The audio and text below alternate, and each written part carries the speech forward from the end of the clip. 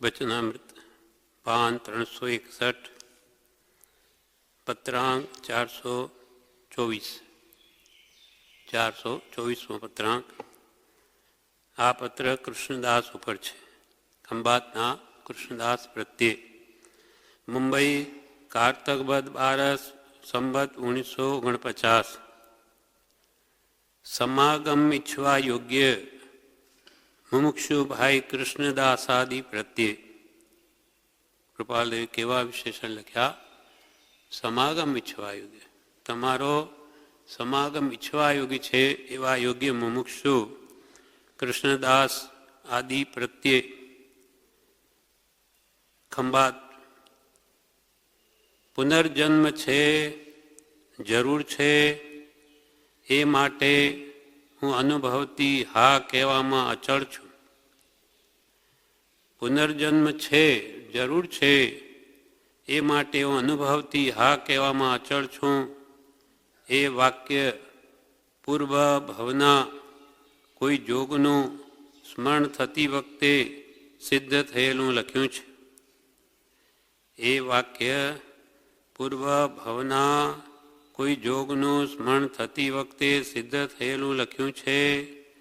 જેને પુનર્જન્માદિ ભાવ કર્યા છે તે પદાર્થને કોઈ પ્રકારે જાણીને તે વાક્ય લખાયું છે. જેને પુનર્જન્માદિ ભાવ કર્યા છે તે પદાર્થને કોઈ પ્રકારે જાણીને તે વાક્ય લખાયું છે.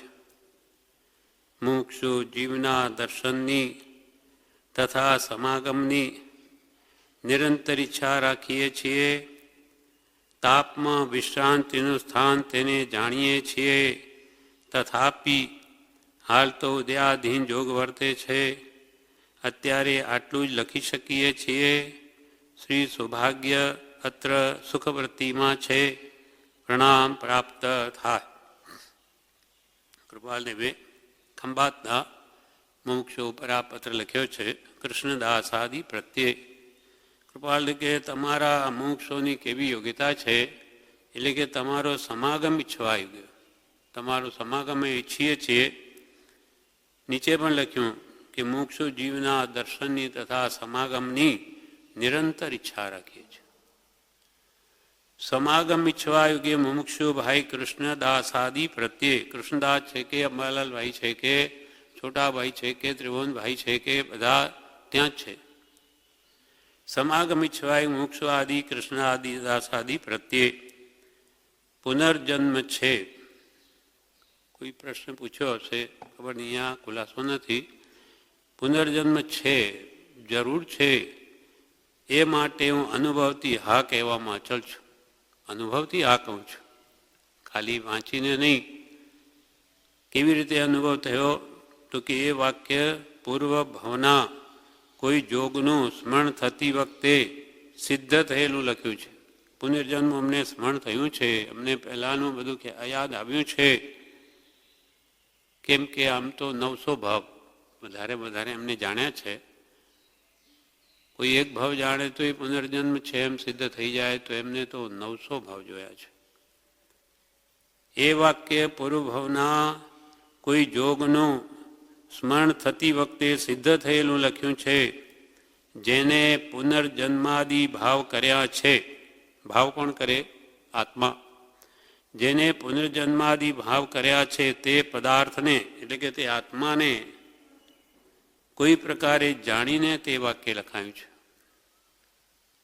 અમે આત્માને તો જાણેલો જ છે, પણ સાથે પુનર્જન્માદિ અનેક ભવોનો અનુભવથી સિદ્ધ થયેલી વાત કહું છું. એના વિશે કૃપાલદેવ આખું કાવ્ય લખ્યું, જે આપણે અહીંયા બોલીએ છીએ. લઘુવયથી અદ્ભુત થયું. 195 પેજ ઉપર ક્રમાંક 77માં આ કાવ્ય છે.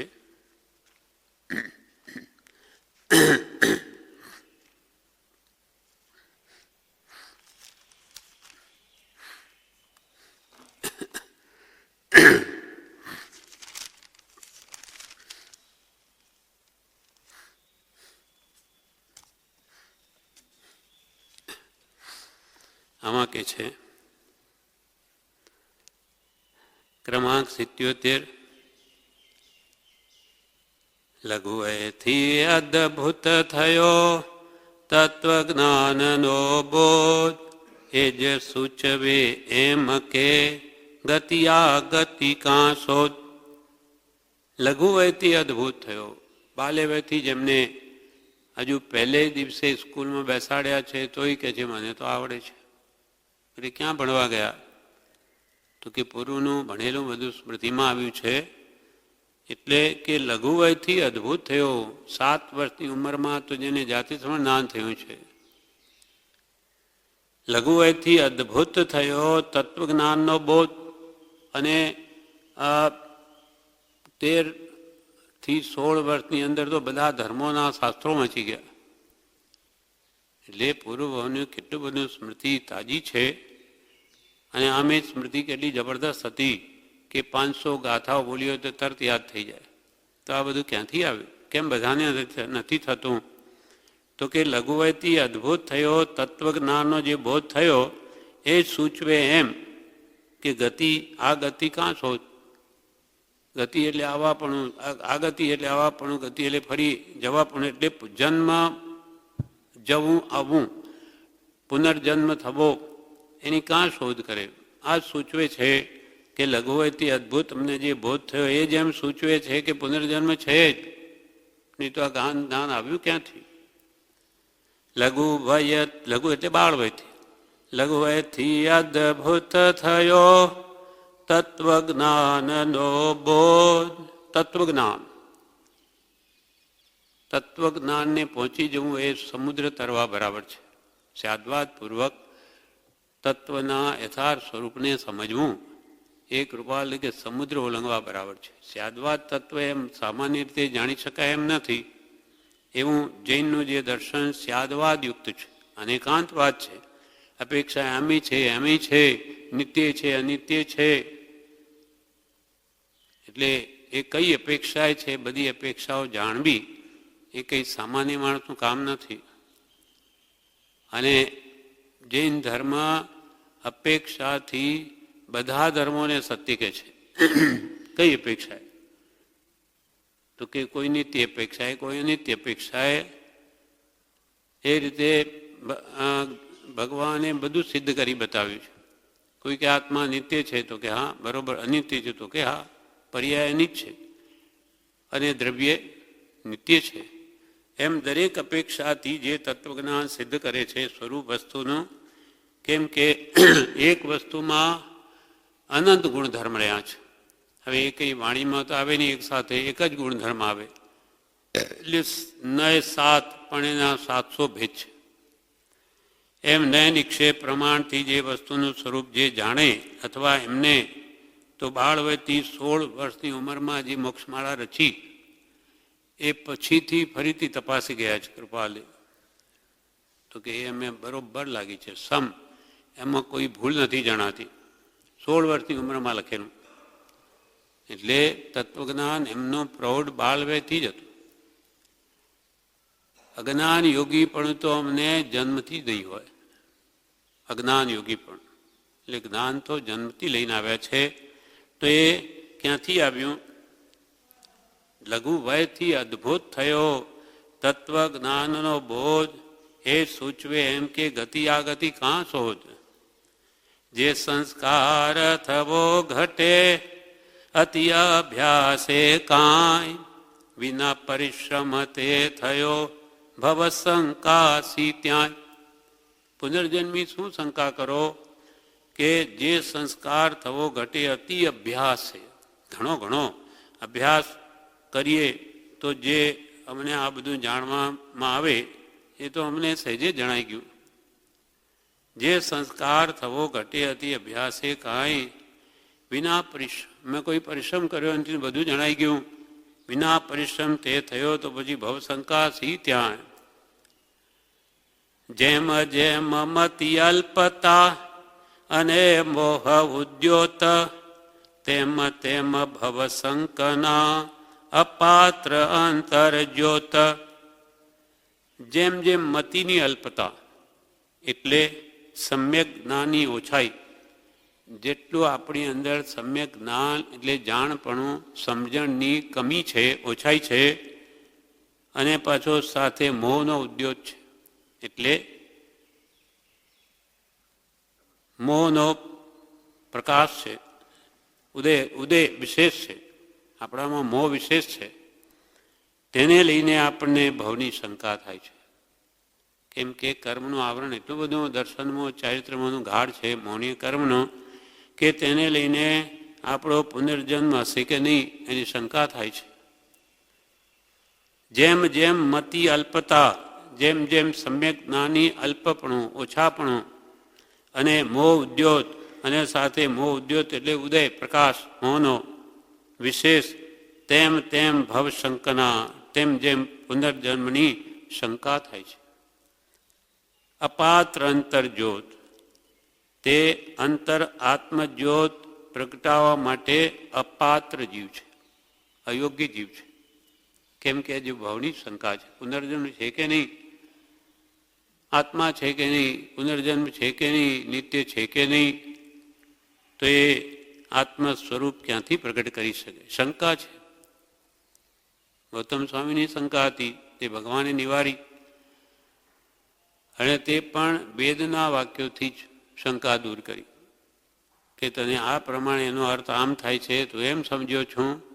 વેદના વાક્યોથી જ ભગવાન મહાવીરે ગૌતમ સ્વામીની શંકા નિવારી, જે પોતે 500 શિષ્યોના ગુરુ છે, બધાને આત્મા છે કરીને દ્રઢ કરાવે, અને પોતાના અંદરમાં જ શંકા છે, આત્મા છે કે નહીં. તો ભગવાને કહ્યું કે હે ગોયમાં, તને આત્મા છે કે નહીં એની શંકા છે. એટલે ગૌતમ સ્વામીને થયું કે આ તો કોઈ નથી જાણ્યું, મેં કોઈને નથી કહી, મારા અંતરની વાત જાણી ગયા. આ અંતરજામી પુરુષ છે, અંતર્યામી છે, ત્રિકાળ જ્ઞાની છે. અને એ શંકા નિવારણ થયે પછી તો ભગવાન મહાવીરના શિષ્ય બની જાય છે.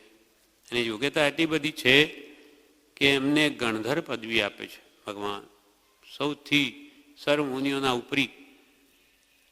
ગણ એટલે સમૂહ, ધર એટલે ધરના, ગણધર એટલે કેટલા હજારો મુનિઓના સમૂહના ઉપરી, હેડ ઓફ ધ ડિપાર્ટમેન્ટ જેવું.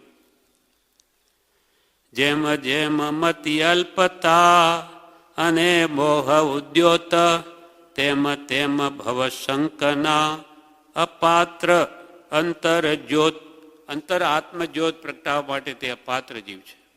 કેમ કે ભવની શંકા છે. કરી કલ્પના દ્રઢ કરે, નાના નાસ્તિ વિચાર, પણ અસ્તિ તે સૂચવે એ જ ખરો નિરધાર. અનેક આપણે કલ્પના કરી કરીને, નાસ્તિક લોકો પુનર્જન્મ છે જ નહીં, આમ અનેક કલ્પના કરીને નાના પ્રકારના નાસ્તિ વિચાર કરે કે નહીં, આત્મા છે જ નહીં. પણ કૃપાલ કે પણ અસ્તિ તે સૂચવે જ ખરો નિર્ધાર. કેમ? તો કે પણ આત્મા જો નહીં હોય તો આ શંકા કોણ કરે? આત્મા છે કે નહીં? પણ આત્મા છે તો જ આવા વિચાર થઈ શકે, નહીં તો હું નથી. આ વધતો વ્યાઘાત છે. કેવી રીતે? કે મારા મોઢામાં જીભ છે, તો કે જીભ છે એટલે તું બોલી શકે છે. જીભ ન હોય તો બોલાય નહીં, શબ્દ ન નીકળે.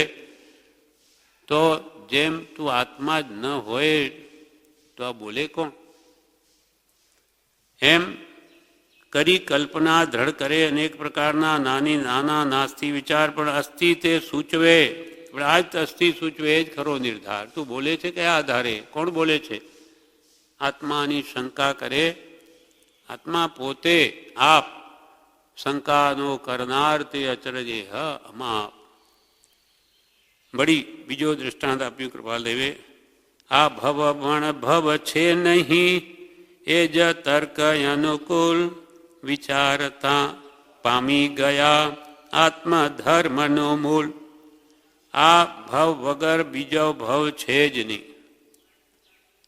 આ ભવ વણ, આ ભવ વગર ભવ છે નહીં, બીજો ભવ જ નથી. એ જ અનુકૂળ તર્ક થઈ પડ્યો એમના માટે. કેવી રીતે? કે વિચારતા પામી ગયા આત્મધર્મનું મૂળ. વિચાર કરતાં કરતાં કે ભાઈ આ ભવ વગર બીજો ભવ જ નથી, તો આ ભવમાં આ બધા વ્યક્તિઓના રૂપ, રંગ, વિચાર, શક્તિ, બળ એ બધું જુદું જુદું કેમ?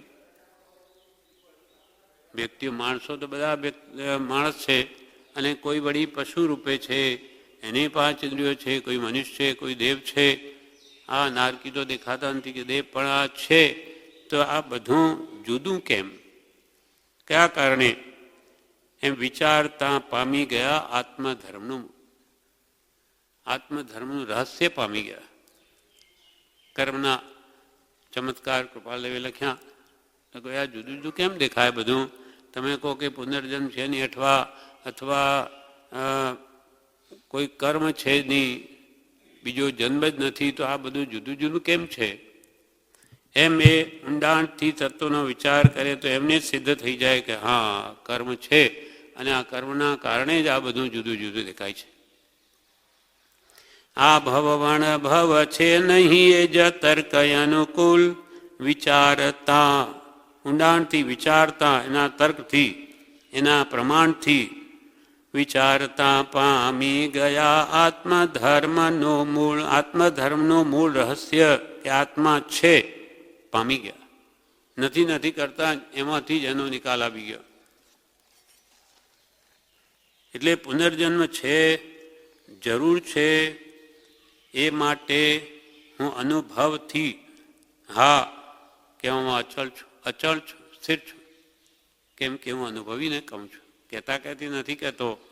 એટલે મારો વિચાર કદી ફરે નહીં. એ વાક્ય પૂર્વના કોઈ જોગનું સ્મરણ થતી વખતે સિદ્ધ થયેલું લખ્યું છે.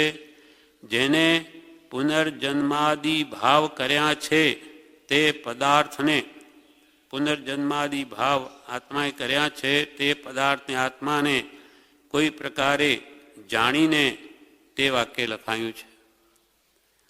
વળી 500 આ પુનર્જન્મ છે એ વિશે કૃપાલદેવ અને બીજા ઠેકાણે પત્રોમાં લખે છે. 542 પાન ઉપર વચનામૃતમાં લખે છે.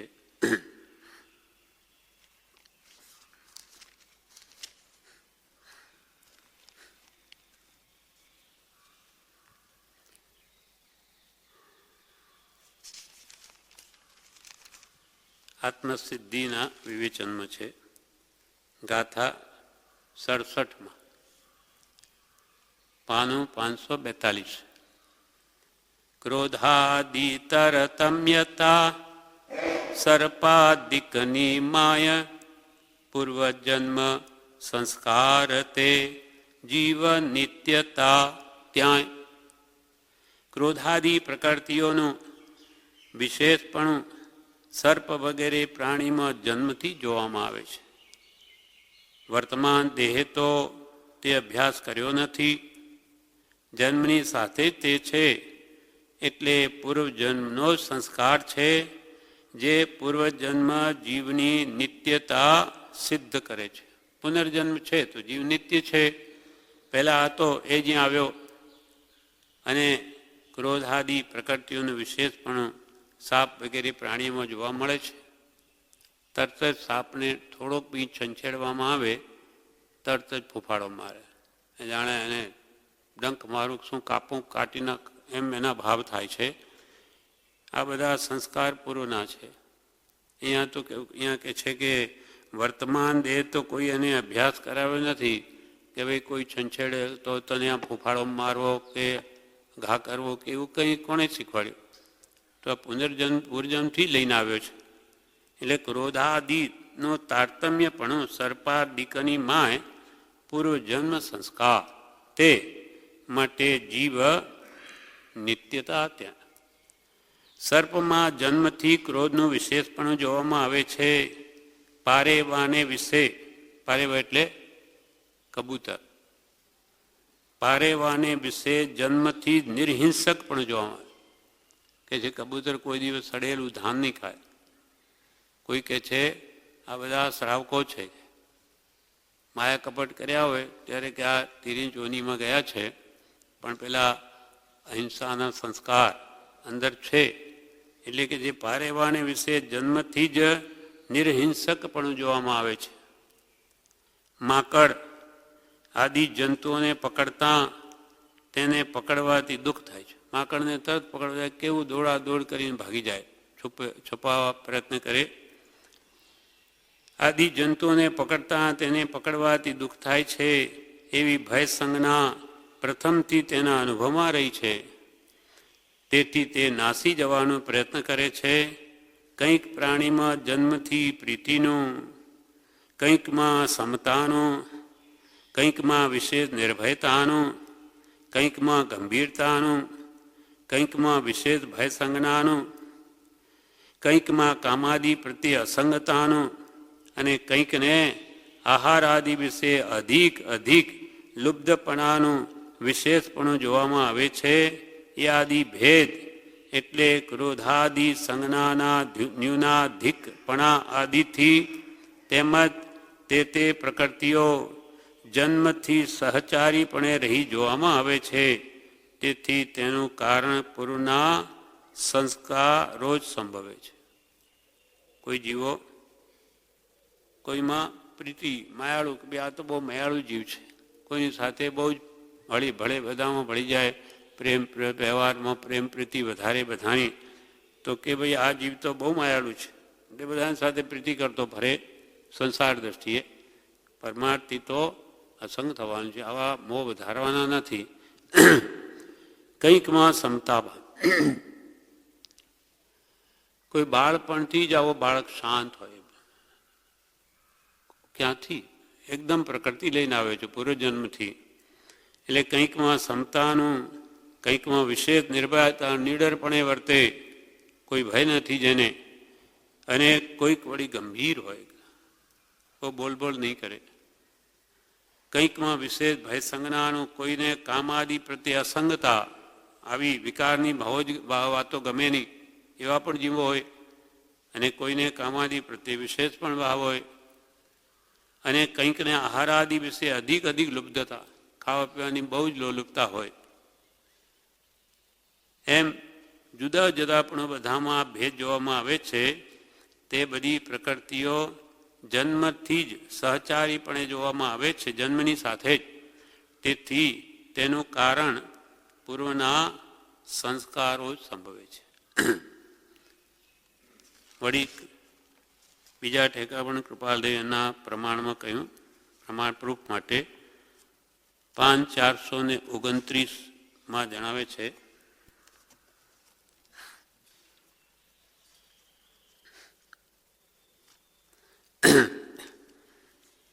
(429) 17મો પ્રશ્ન ગાંધીજીના 530મા પત્રમાં છે. તેમાં કે છે, પ્રશ્ન કર્યો ગાંધીજીએ, આગળ ઉપર 100 જન્મ થશે તેની આ ભાવમાં ખબર પડે કે આપણે આગલા ભાવમાં ક્યાં જવાના, દેવલોકમાં કે મનુષ્ય થવાના કે નારકી થવાના કે તિર્ય થવાના. એટલે આગળ ઉપર 100 જન્મ થશે તેની આ ભાવમાં ખબર પડે, અથવા અગાઉ શું હતા તેની ગાંધીજી તેની ખબર પડે કે આગલા ભાવમાં કયા ભાવમાંથી આવ્યા. ઉત્તર કૃપાલુ કે છે, તેમ બની શકે, જાણી શકાય. નિર્મલ જ્ઞાન જેનું હોય તેને તેવું બનવું સંભવે છે.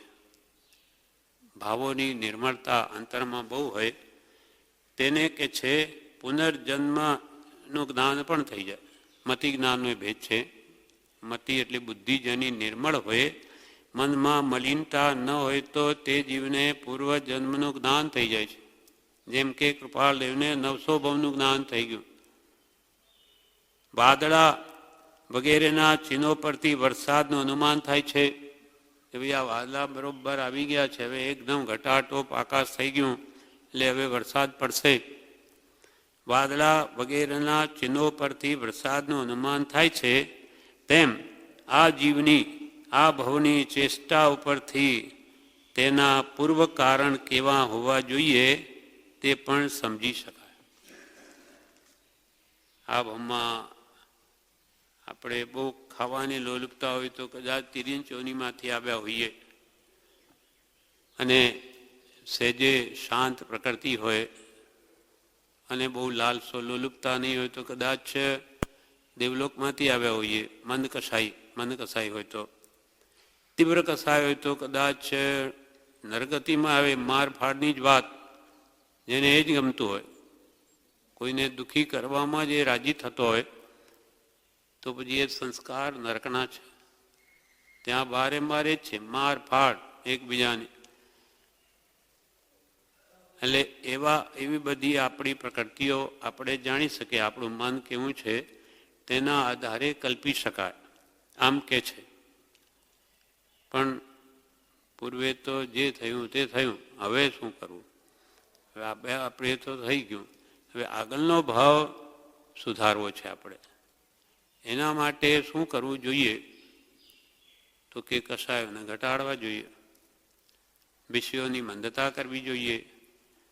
તો જ્યાં જઈશું ત્યાં આપણને સત્પુરુષનો સમાગમ કરવાની ભાવના થશે. પછી દેવલોકમાં જઈશું તો એ વિષય કસાયની વૃત્તિઓ મંદ હશે તો એમાં રસ નહીં પડે, પણ નાની પુરુષનો બોધ ત્યાં બહુ રૂચ્યો હશે તો ત્યાં પણ એ ભાવના થશે. સમાગમમાં જઈએ. તીર્થંકર ભગવાનની રોજ સભામાં જઈ શકે, અનેક મુનિઓનો સમાગમ કરી શકે, પણ એવા ભાવ થવા જોઈએ. ભાવ તો એવો સંસ્કાર હોય તો થાય, આગળથી લઈને આવ્યો હોય તો ત્યાં થાય. એટલે આ ભમમાં આપણે શું કરવું છે? એવા સંસ્કાર એટલા બધા ગાઢ કરી લેવા છે અહીંયા કે આપણને સંસારી વાત ગમે જ નહીં. સંસારીઓનો સંગ જ ન ગમે, કે ત્યાં શું હોય, મોંની વાતો હોય, એ ગમે જ નહીં. સત્સંગ ગમે, સત્પુરુષના વચનો ગમે. અને એક સમય પણ આપણે બગાડીએ નહીં. મનને શુદ્ધ ભાવમાં લાવવા માટે શુભમાં રોકી રાખીએ તો આગળ ઉપર એ જ યાદ આવે. અહીંયા જેવા સંસ્કાર પાડીશું તેવા આવશે. અને અહીંયા જો આ ગાઢ નહીં કર્યા તો દેવલોકમાં ભલભલા ભૂલી જાય છે. સમ્યક દ્રષ્ટિઓ પણ ભમીએ નાખે જો જાગૃતિ ન હોય, કેમ કે મોહનું પ્રાબલ્ય છે. એટલે ભોગો રોગ સમાન છે, સંસાર ઝેર રૂપ જ છે, અને આ પાંચરીના વિષયો જ મને મારે છે. એટલે એમાંથી વૃત્તિઓ કેમ પાછી હટાવી લઉં, એવું આપણને હમણાં કરીએ તો પછી આગળનો ભાવ સુધરેલો જ છે. આ જીવની આ ભાવની ચેષ્ટા ઉપરથી તેના પૂર્વ કારણ કેવા હોવા જોઈએ તે પણ સમજી શકાય. થોડે અંશે વખતે સમજાય. તેમજ તે ચેષ્ટા ભવિષ્યમાં કેવું પરિણામ પામશે, આજની આપણી વૃત્તિઓ ચેષ્ટાઓ એ કેવું પરિણામ ભવિષ્યમાં પામશે તે પણ તેના સ્વરૂપ ઉપરથી જાણી શકાય. આપણી વૃત્તિઓ કેવી રહે છે, આપણે શું કરી રહ્યા છે તે પ્રમાણે જ પ્રતિ સમયે કર્મોનો બંધ પડે છે. તે ઉપરથી કૃપાલ કે જાણી શકાય. અને તેને વિશેષ વિચારતા કેવો ભાવ થવો સંભવે છે, તેમજ કેવો ભાવ હતો તે પણ વિચારમાં સારી રીતે આવી શકવા યોગ્ય છે.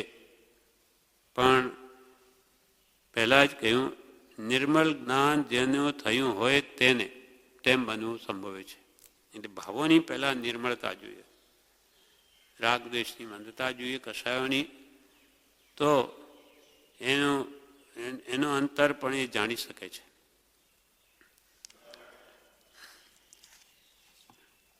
વળી કૃપાલદેવ 767 પાન ઉપર કે છે,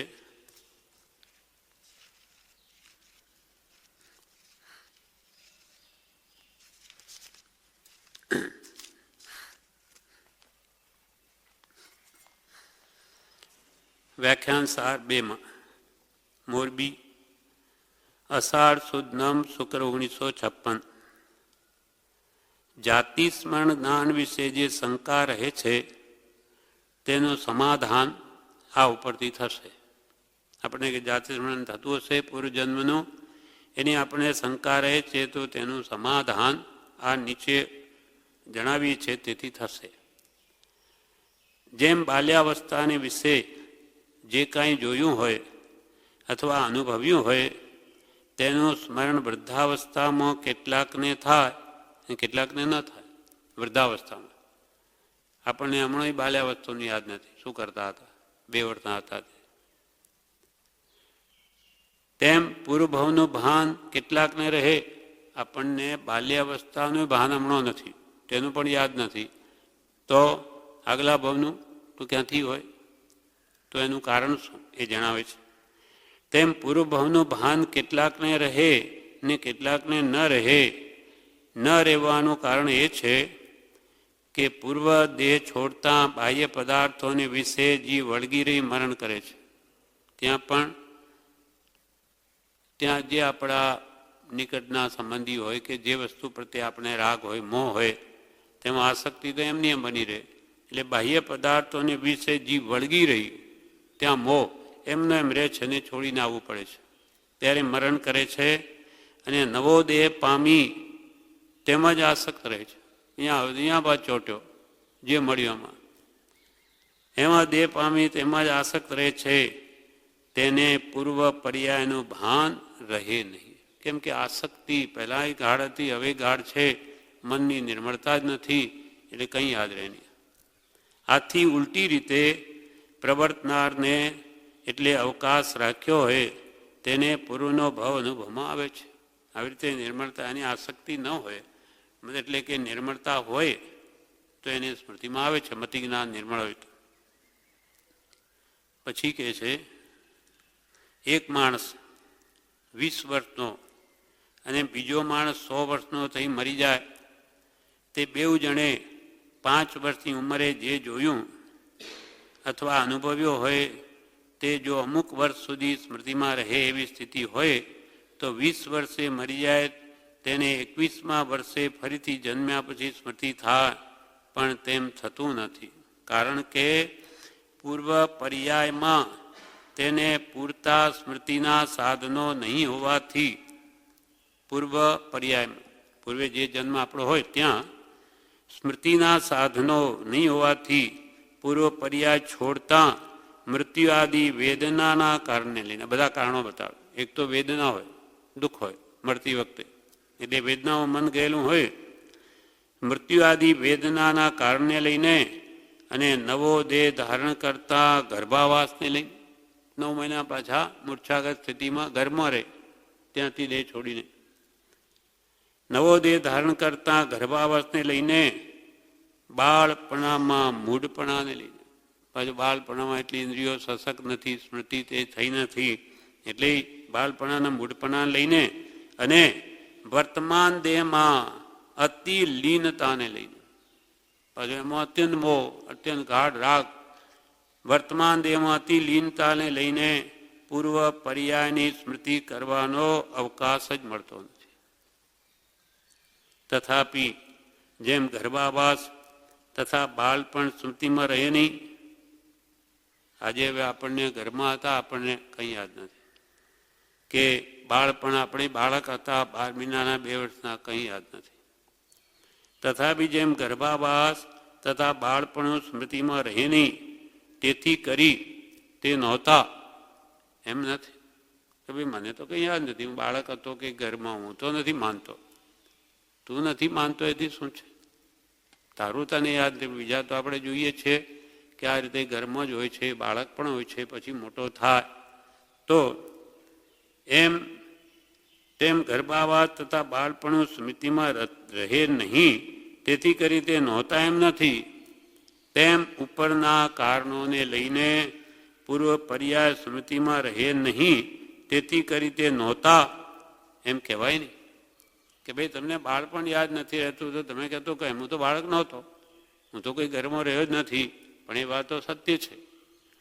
તેમ પૂર્વ આ જેમ યાદ નથી રહેતું તેમ પૂર્વની પર્યાયને આપણને યાદ નથી રહ્યું, તેથી કંઈ પુનર્જન્મ નહોતો, આગલા ભૂમાં આપણે નહોતા, કૃપાલ કેમ કહેવાય નહીં. જે છે તે છે, તને યાદ નહીં રહેતી શું? તું તો કાલે કહેશે કોઈ દેવલોક નથી, કોઈ નરક નથી, કાંઈ જ નથી, બધી ખોટી વાત છે.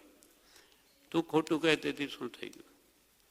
તે ભોગે વિશેષના થાન ગર્ભે સ્વભાવ ગહન વાચે શિષ્યા કઈ સંક્ષેપે સા તને સમજાય કે નહીં સમજાય એ તો જેમ છે તેમ જ છે અને એના એમ જ રહેવાના. કોઈ આપણને એક ગ્લાસ લાવીને આપે, એ હોય ઝેરનો પ્યાલો, પણ આપણને કોઈ કે આ કોકા કોલા છે, પી જાઓ. કોકા કોલા છે. બીજો કે આ ઝેર છે, હો મરી જઈશ. તો કે ના, હું નથી માનતો, આ ઝેર છે, હું નથી માનતો, આ કોકા કોલા જ છે. એમ કરીને પી જાઉં તો હું કોકા કોલા માનું છું, તેથી કોકા કોલાનો ગુણ થશે? એ તો ઝેર છે, એ મારી જ નાખશે. તેમ હું નથી માનતો આ બધું આ પાપ છે, પુણ્ય છે, હું નથી માનતો. તો કર અને જા નરકમાં. જેમ એક જણે અપરાધ કર્યો, ચોરી કરી, જજ આગળ ઊભો કર્યો. જજ કે, ન્યાયાધીશ કે, અલ્યા તું ચોરી કરે, આવું તે શા માટે કર્યું? તો કે શું એનું શું આપ શું કરવા માંગો? તો કે હું તને જેલમાં મોકલીશ. તો કે સાહેબ, આવું એનું કંઈ ફળ આવે હું તો જાણતો જ નહોતો કે તમે ચોરી કરે અને નરકમાં, અરે જેલમાં મોકલો, હું નથી જાણતો સાહેબ. અરે તું નથી જાણતો? નાગરિક ભારતનો હોવાથી તને જાણવું જોઈએ, છતાં નથી જાણતો ને? તો ચાલ હવે જા, જેલમાં જા, પછી તને ખબર પડશે ત્યાં કેવું દુઃખ છે, બીજી વાર પછી અપરાધ નહીં કરતો. એમ હું નથી જાણતો ચાલે નહીં. લોમાં એક એવો રૂલ છે કે an ignorantia is of no excuse. અજ્ઞાનતાની કોઈ માફી નથી. હું તો જાણતો જ નથી, ના ચાલે. જાણવું જ જોઈએ. તેમ આપણે જાણે કે આ પાપોના ફળ શું છે, આપણે જાણવું જોઈએ. હું તો નથી જાણતો સાહેબ, મને ભગવાન માફ કરી દો.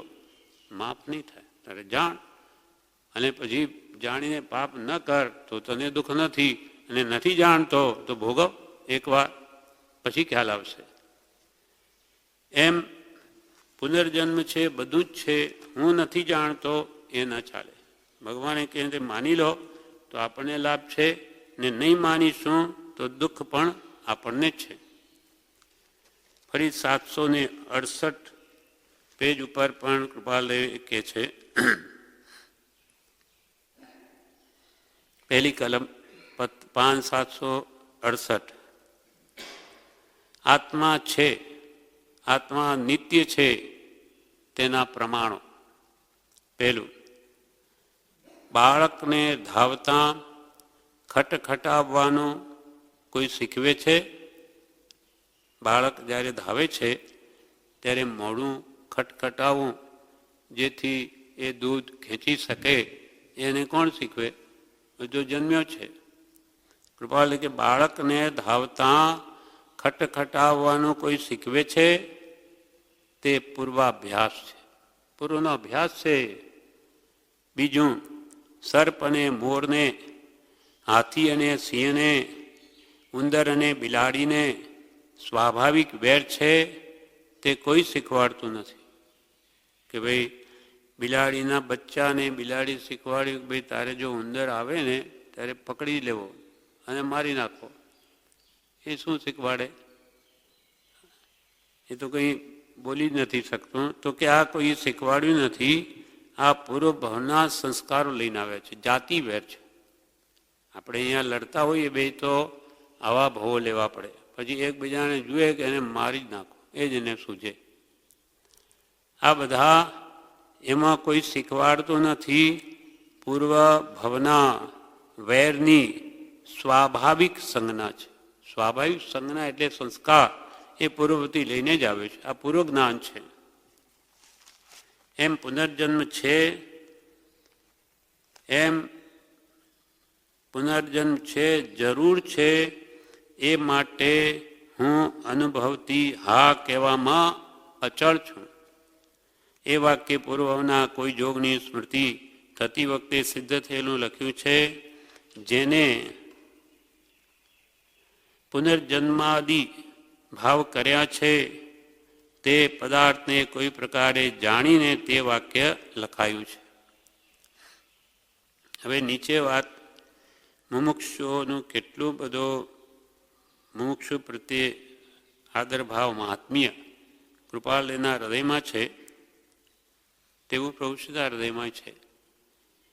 મુમુક્ષુ જીવના દર્શનની, આ કંઈ સારું દેખાડવા માટે લખે કૃપાલય કે ભાઈ આ મુમુક્ષુને સારું લાગે? નાની કોઈ દિવસ કોઈને રંજન કરવા ઈચ્છતા નથી, પણ જે સત્ય વાત હોય તે જ લખે છે. પહેલાં મુમુક્ષુ શબ્દ વાપર્યો છે.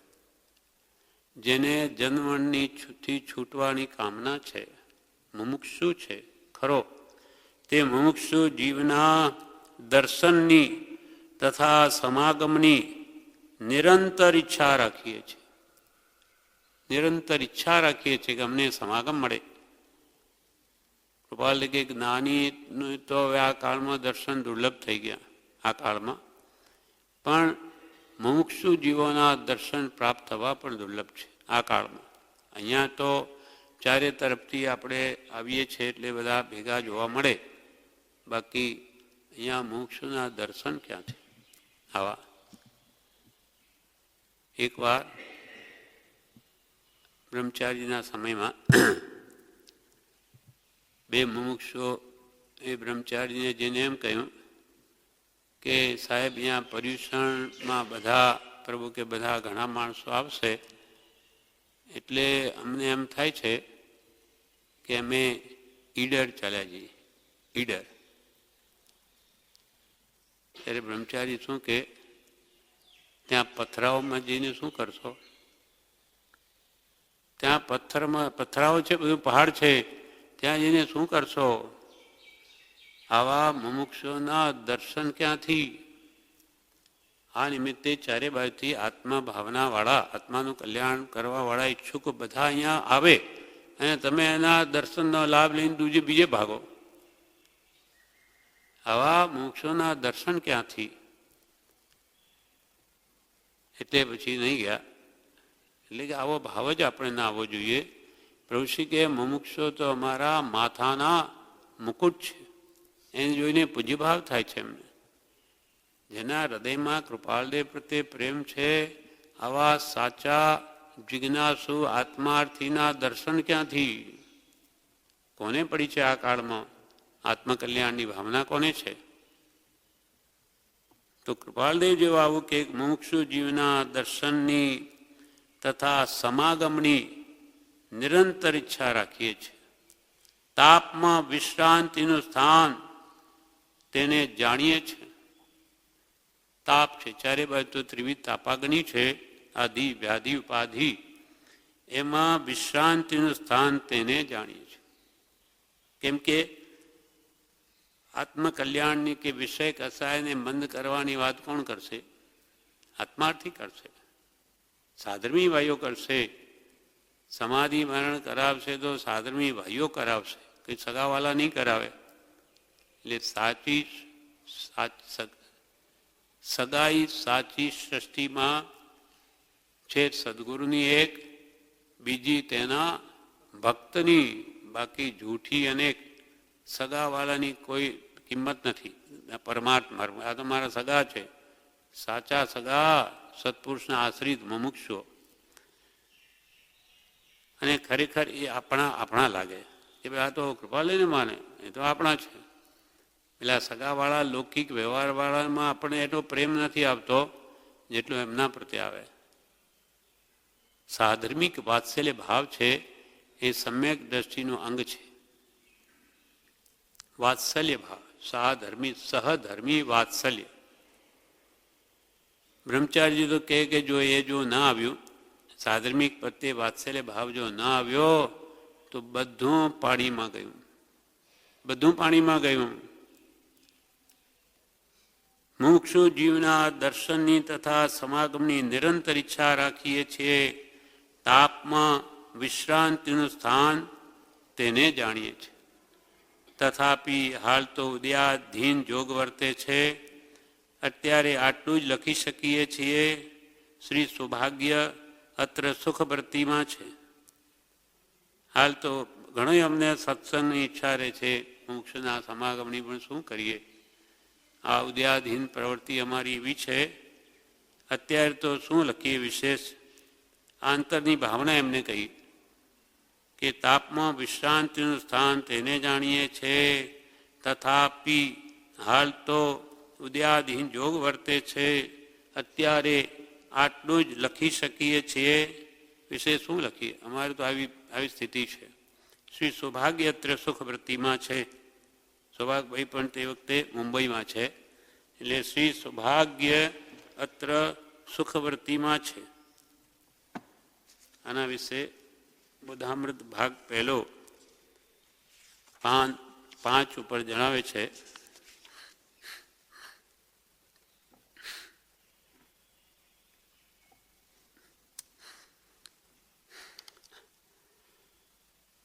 ક્રમાંક 8માં શુક્રવાર તારીખ 15/9/1944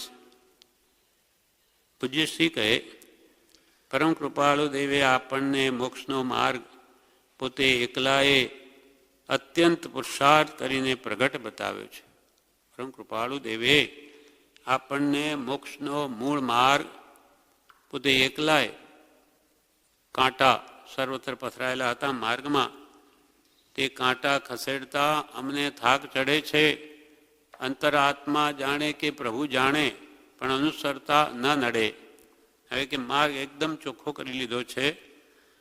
એમ એકલાએ અત્યંત પુરુષાર્થ કરીને આપણે આ મોક્ષ માર્ગ, જે પ્રાયે બહુ લોપ હતો, તે પ્રગટ કરીને બતાવ્યો છે.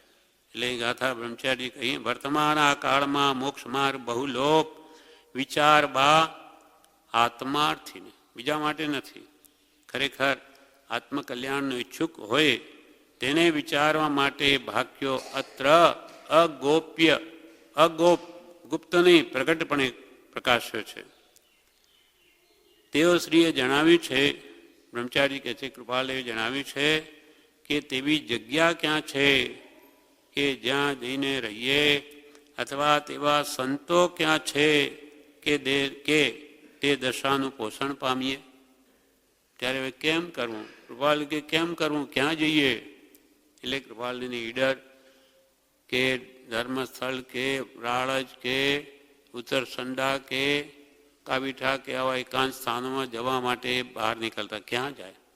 તેવું સ્થાન ક્યાં છે કે જ્યાં જઈને રહીએ, અથવા તેવા સંતો ક્યાં છે કે તે દશામાં બેસી તેનું પોષણ પામીએ. ત્યારે હવે કેમ કરવું? આપણે તેવી મૂંઝવણ રહી નથી. કૃપાલયને હતી, આપણને રહી નથી. એટલે પુણ્ય તો આપણને હદ કરી દીધી. હવે ખામી માત્ર આપણી છે. આપણે તેવી મૂંઝવણ રહી નથી. પૂજ્ય પ્રભુ શ્રીજીએ આશ્રમ સ્થાપ્યો છે કે જ્યાં રહીને સત્સંગ કરી શકાય અને પોતાના આત્માને નિર્મળ કરી શકાય. આવું વાતાવરણ પવિત્ર અહીંયા રાખ્યું. કોઈ જાતનું સાંસારિક વાતાવરણ નથી. કોઈ સિનેમા, રેડિયો, ટીવી, ટેલિવિઝન કાંઈ નહીં, હોટલ કાંઈ નહીં. માત્ર આત્મા, સત અને શીલ. ત્યાં રહીને બ્રહ્મચર્ય, વ્રત, શીલે આશ્રમનો પાયો છે. અને આત્મભાવના કરવાની, આત્માને ઓળખવા માટે પ્રયત્ન કરવો.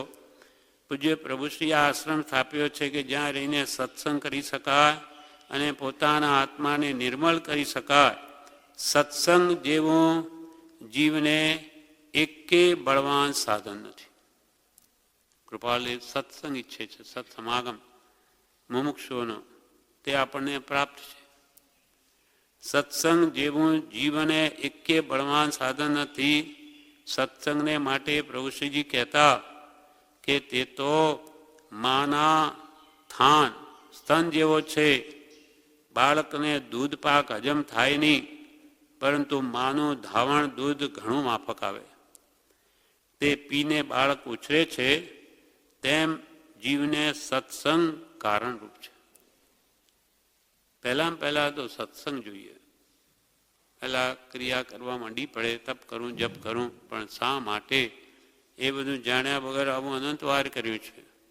પ્રથમ જ્ઞાનને પછી ક્રિયા, શ્રી સિદ્ધાંતે ભાગ્યું. એટલે સત્સંગથી જ આપણને ખબર પડે કે શું કરવું જોઈએ, શું કરી રહ્યો છું.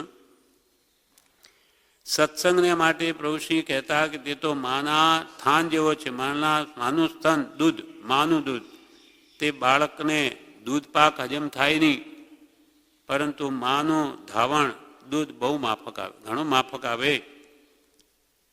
તે પીને બાળક ઉછરે છે, તેમ જીવને સત્સંગની જરૂર છે સૌથી પ્રથમ. પરમ પ્રભુશ્રીજી કહેતા કે સત્પુરુષના દર્શન માટે તથા બોધ સાંભળવા જે વખતે વિચાર કરીને ડગલું ભર્યું કે ડગલે ડગલે જગનનું ફળ છે.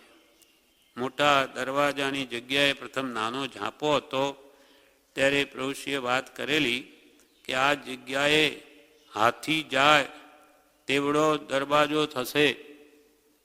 ત્યારે તો અહીંયા સાલમાં ઝાંપો હતો, પણ પ્રભુશ્રીના જ્ઞાનમાં તો કે આ મોટો હાથી અંબાડી થઈ જાય તેવો ઝાંપો થશે, તેવો દરવાજો થશે. મોટા દરવાજાની જગ્યાએ પ્રથમ નાનો ઝાંપો હતો ત્યારે પ્રભુશ્રીએ વાત કરેલી કે આ જગ્યાએ હાથી જાય તેવડો દરવાજો થશે. સત્સંગ સૌથી પહેલો અને સૌથી છેલ્લો પણ ઠેઠ કેવળના થાય ત્યાં સુધી જ્ઞાની પુરુષના બોધના એનું બળ આવશ્યક છે. અને સૌથી સહેલામાં સહેલો સત્સંગ, સૌથી પહેલો પણ આ પ્રથમ જ્ઞાન ને પછી ક્રિયા. એટલે અહીંયા પ્રભુશ્રી કે કૃપાલય કે છે, મુમુક્ષુ જીવના દર્શનની તથા સમાગમની નિરંતર ઈચ્છા રાખીએ છીએ. તાપમાં વિશ્રાંતિનું સ્થાન તેને જાણીએ છીએ, તથાપી હાલ તો ઉદયાધીન યોગ વર્તે છે. અત્યારે આટલું લખી શકીએ છીએ, વિશે શું લખીએ? અમારે તો આવો ઉદય વર્તે, અમે કંઈ સત્સંગમાં આવીને બેસી શકીએ એમ નથી, પણ ભાવના તો નિરંતર જ રહે છે. શ્રી સૌભાગ્યત્ર સુખવૃત્તિમાં છે, પ્રણામ પ્રાપ્ત થાય. આ પ્રમાણે આ પત્ર 424 પૂરો થયો. આગળનો પત્ર આવતીકાલ લઈશું.